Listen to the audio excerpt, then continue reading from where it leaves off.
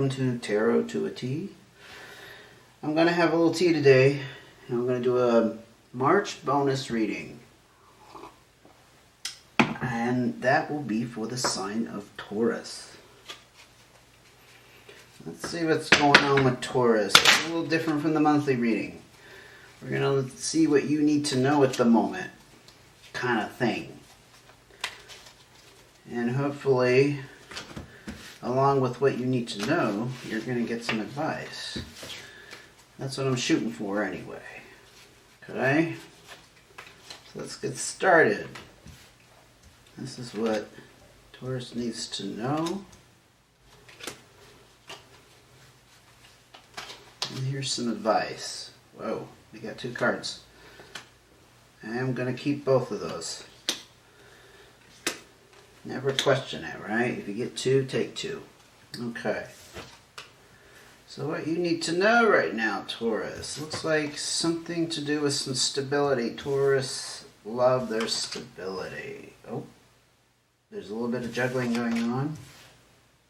Shifting. Queen energy.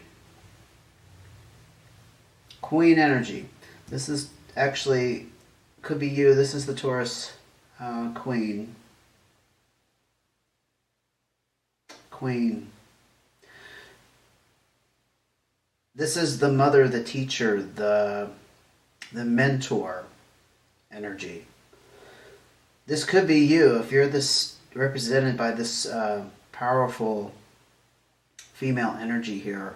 Doesn't mean you are female.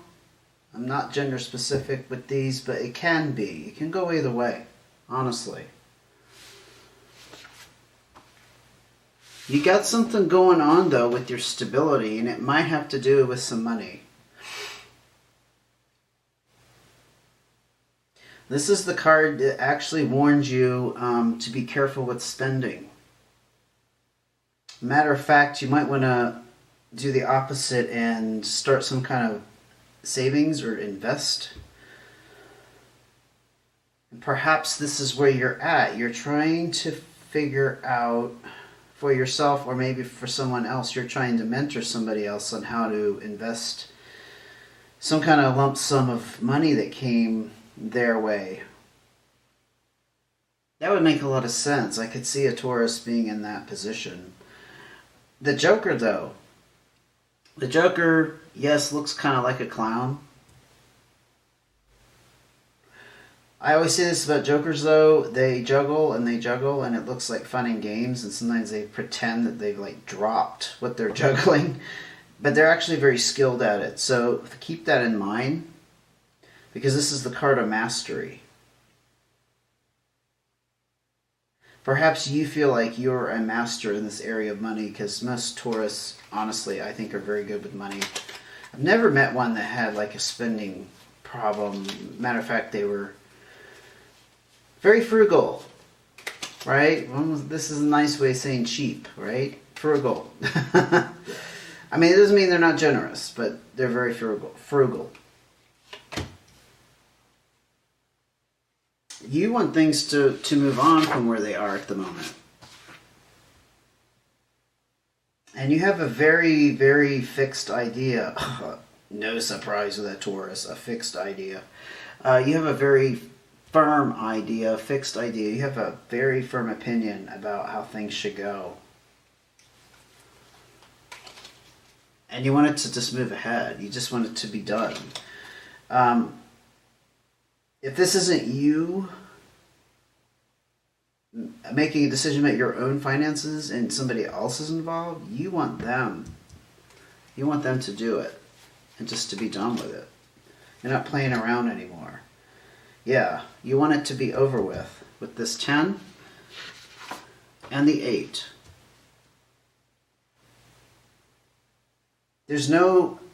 That tells me there's probably no movement.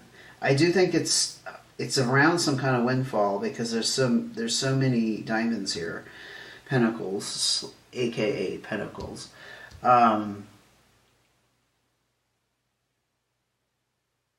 Because you realize that this is going to build up someone's future. And I think that's of your utmost concern, especially being in the mentoring, teacher, motherly role that is being represented here. See, I just don't see this as applying to you. I think you don't have the money, it's somebody else or some kind of financial success. Because I don't think you would need to mentor yourself. You have this innate ability to do that. I don't always get along with Taurus, but I know them pretty well, and that's probably why I don't get along with them in a strange sense. Oh, we got the Joker again. Okay, this must really shake your foundations, right? Because you don't like things to be this wishy-washy. You're the stern, firm Taurus. Stern in the way that you have a definite opinion, hard-headedness about how things should be. And there's some youthful, very naive energy involved. That's what this is, okay? And yeah, you're not liking it. These two cards just scream in the face of what a Taurus represents. What's your advice here, though? Let's pull this one up first. Oh, okay. Still the queenie energy, the strong female energy. Taking some action is going to lead to some kind of desirable changes and a new start or a new beginning. Probably in the situation, because this has been going on. Because of the 8 here, we said you just want things to move ahead. I think there's been some stagnancy. Yeah. And honestly, I think it's if you don't follow this path, it's going to separate you more from this person, or it could be like a family situation. It's going to separate you from the family even more. But you're definitely taking the strong female role,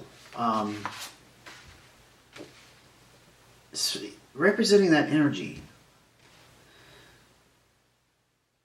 Yeah, I don't think you're saying a whole lot, but you're observing. And to get this desired outcome, yeah.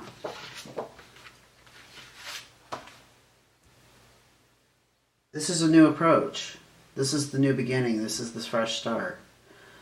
I think you need to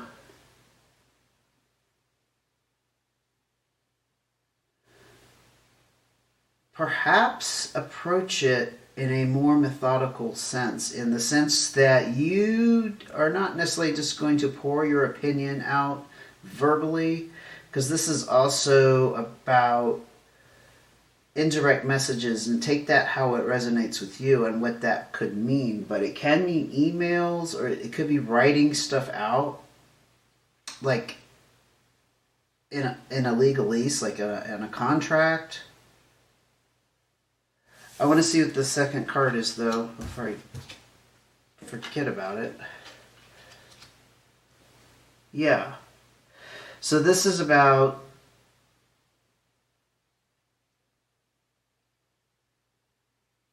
you wanting this to be over, and there's a sense of completion. And you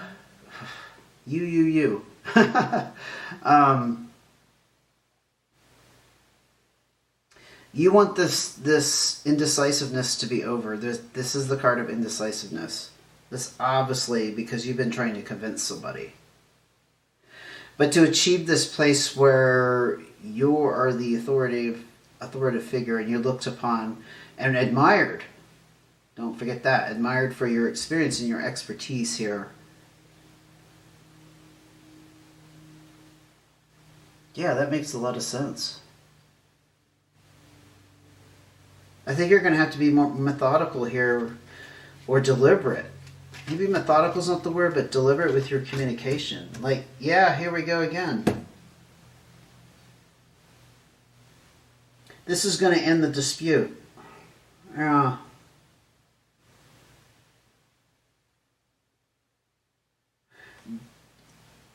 I said earlier that this is about being divorced from the family or some kind of division, disharmony. But I think what it's warning you is, I think it's warning you to avoid that. You know, watch how you approach this. This communication here is still this communication. This new start here is about communication, but it's more indirect. You see that? Maybe you're being too bold. I know some Tauruses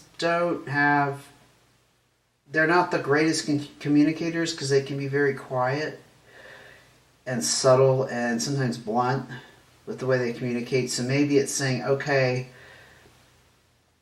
put your thoughts down in words somehow so that it doesn't come across this way, or it's going to lead to this division. And then you're going to end this dispute. This is also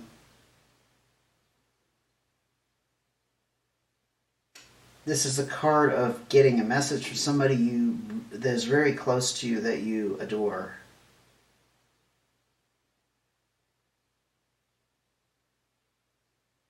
I'm going to get one more card of advice though before we wrap this up.